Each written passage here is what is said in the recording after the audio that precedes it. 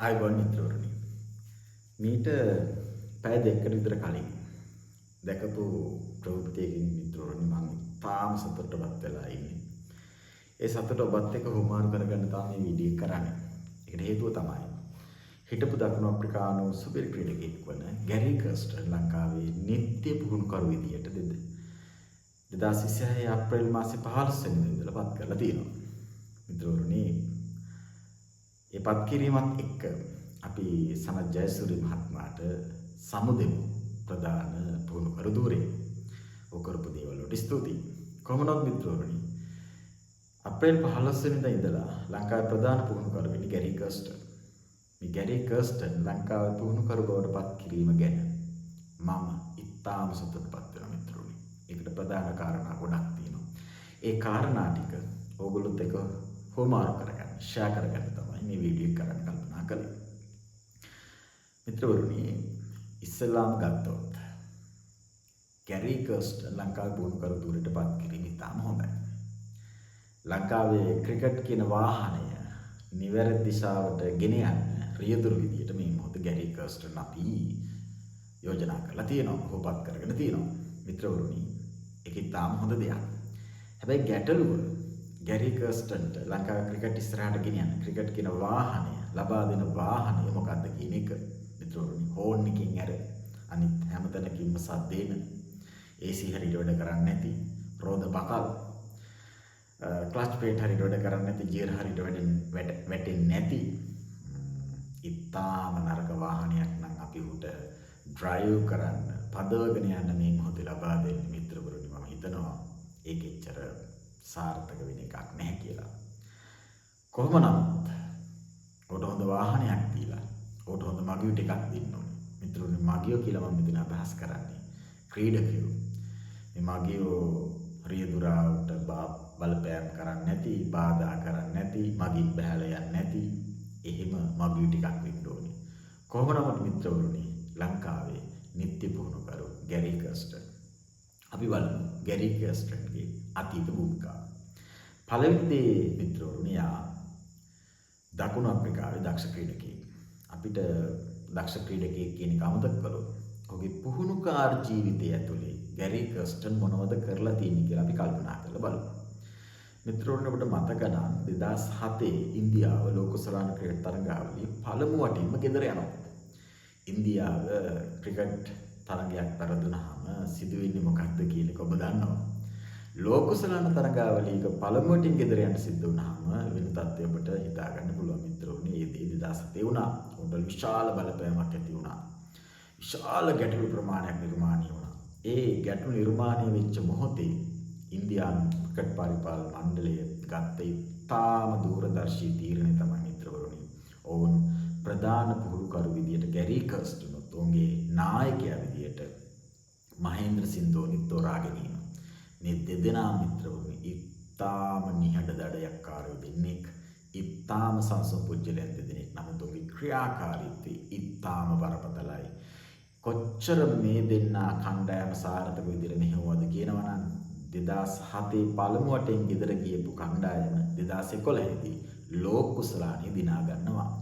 එහෙමනම් මිත්‍රවරුනි, ගැරි කර්ස්ටන් කියන්නේ හොඳ පුහුණුකරුවෙක් කියන එකට මේකම හොඳ සාක්ෂියක්. ඊළඟට 2011 2013 වසරවලදී ගැරි කර්ස්ටන් දකුණු අප්‍රිකාවේ ප්‍රධාන පුහුණුකරු වෙනවා.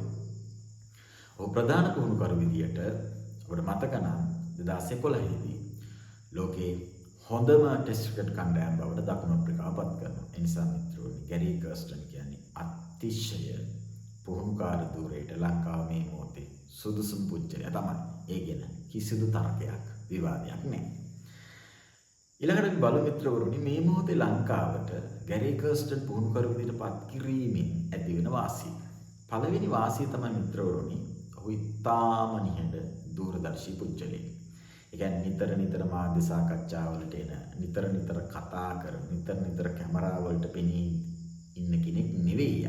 හැබැයි එයා ක්‍රීඩකයා පසුපසින් සිටමින් ඔහුගේ දායකත්වය, සහයෝගය, උදව්ව ලබා දෙමින් ක්‍රීඩකයන් දිරිමත් කරන, ඔවුන් නායකත්වයේ කරා මෙහෙවන කෙනෙක් විදියට ක්‍රිකට් ලෝකේ ප්‍රචලිතයි මිත්‍රවරුනි.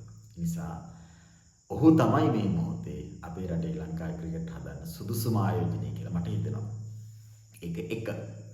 දෙවෙනි කාරණේ මිත්‍රවරුනි, ඔහු ඉතාම දක්ෂ සැලසුම් සකස් කරන්නෙක් විදිහට ප්‍රසිද්ධයි. දත්ත විශ්ලේෂණය සහ සැලසුම් සකස් කිරීම සම්බන්ධයෙන් මේ ලෝකේ, මේ පෘථිවි තලයේ මේ ලෝකේ ඉන්න ප්‍රධානම 10 දෙනා ගත්තොත් ක්‍රිකට් සම්බන්ධයෙන් මම හිතන්නේ ගැරි කර්ස්ටන් එක්කෙනෙක්.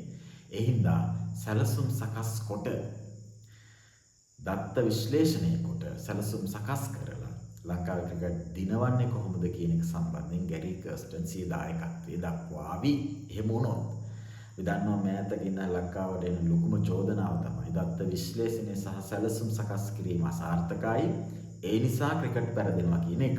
මම හිතන්නේ ඒකටත් සාර්ථකම උත්තරය ගැරි කර්ස්ටන් විය හැකි මිත්‍රවරුනි. තුන්වෙනි කාරණය තමයි ගැරි කර්ස්ටන් කියන්නේ ඉතාම විනයගරුක පුජ්‍යලෙක්. මම කියන්නේ 100% නිවැරදි පුජ්‍යලෝ මේ ලෝකේ නැතත් ගැරි කර්ස්ටන්ගේ චරිතය මේ මොහොතේ විනයගරුක පුජ්‍යලෙක් යන වගේ මුළු ක්‍රිකට් ලෝකෙම දන්නවා. ඒ නිසා ලංකාවේ ක්‍රිකට් වල විනයගරුකභාවයේ විද වැටිලා තියෙනවා කියන එක ඉතාම ප්‍රසිද්ධ රහසක්. ඒ නිසා ගැරි කර්ස්ටන් ලංකාවේ ක්‍රිකට් වල විනයගරුකභාවයත් සමහර නිර්මාණය කරා මිත්‍රවරුනි.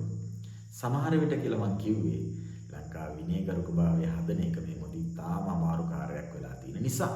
ඊළඟ දේ තමයි මිත්‍රවරුනි, ඔහු තරුණ ක්‍රීඩකයන්ට වැඩි අවස්ථාවක් සලසා දෙන්නේ විදිහට ලෝකෙ ප්‍රසිද්ධයි. නිසා ක්‍රිකට් වල අනාගතයේ තරුණ ක්‍රීඩකයෝ කියලා අපි හැමදාම කතා කරනවා. ඔහු තරුණ ක්‍රීඩකයන්ට වැඩි අවස්ථාවක් සලසා දෙයි.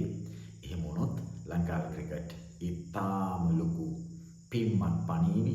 නැත්තම් ලෝක කුසලානයක් දිනන මට්ටමට ලංකාව දියුණු වේවි කියන පෞද්ගලික බලාපොරොත්තුව මගේ තියෙනවා. ඔබෙත් ඒ බලාපොරොත්තුව ඇති මිත්‍රවරුනි.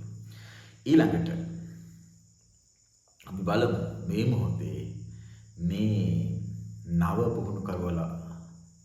පුහුණුකරුවා මුහුණ දෙන අභියෝග මොනවද කියන එක. මිත්‍රවරුනි, සෑහෙන අභියෝග ගණනාවකට නම් ඔහු මුහුණ දෙන්න සිද්ධ වෙනවාමයි.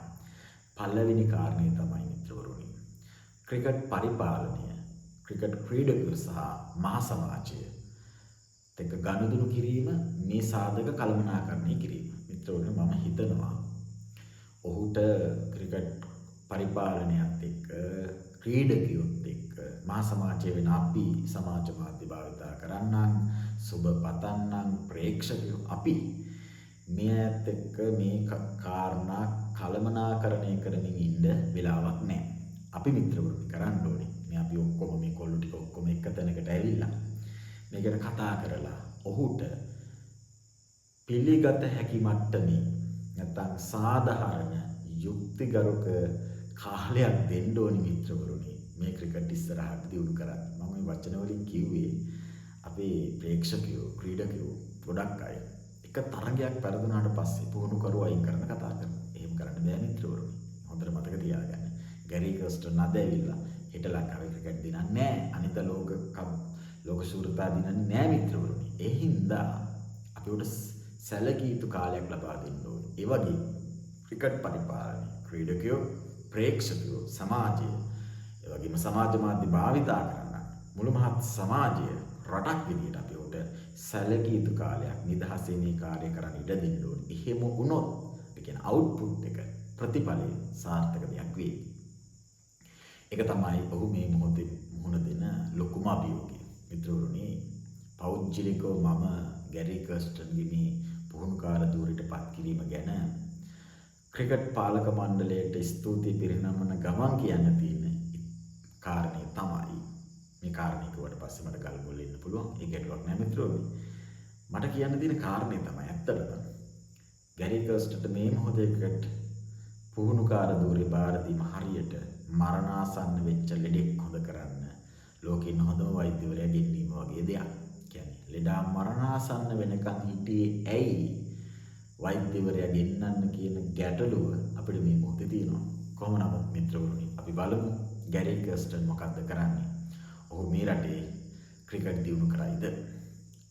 මිත්‍රවරුනි, ඔහු ඇත්තටම ලංකාවේ ක්‍රිකට් දියුණු කරන්න නම් කරන්න ඕනේ දේ මගේ යෝජනාව තමයි මිත්‍රවරුනි. තනි පුජ්‍යලයෝ හෝ තනි කණ්ඩායම් හෝ සතුටු කිරීමට වඩා, නිර්මාණය කිරීමට වඩා, සංවර්ධනය කිරීමට වඩා ලංකාවේ ක්‍රිකට් ඇතුළේ අපි සිස්ටම් එකක් හදන්න ඕනේ. ක්‍රීඩකයා දක්ෂ වෙන්නේ සිස්ටම් එකක් ඇතුලේ මිස තනි තනි පුජ්‍යලෝ දිනු කළ ලංකාවේ ක්‍රිකට් දියුණු වෙන්නේ නෑ මිත්‍රවරුනි. ඒක ඔබ හොඳටම දකිනවා. ඇතැම් ක්‍රීඩකයෝ දක්ෂයි, ඇතැම් ක්‍රීඩකයා දක්ෂයි. කණ්ඩායම් සාමූහික හැඟීමක් නෑ.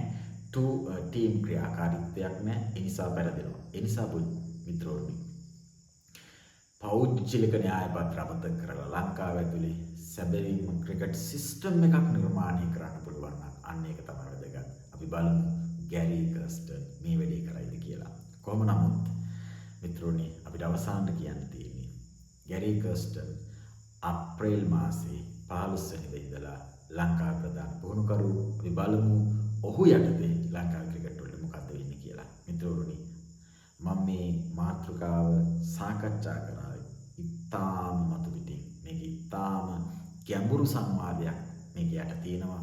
ඒක අපි පස්සේ වීඩියෝ වලින් සාකච්ඡා කරමු.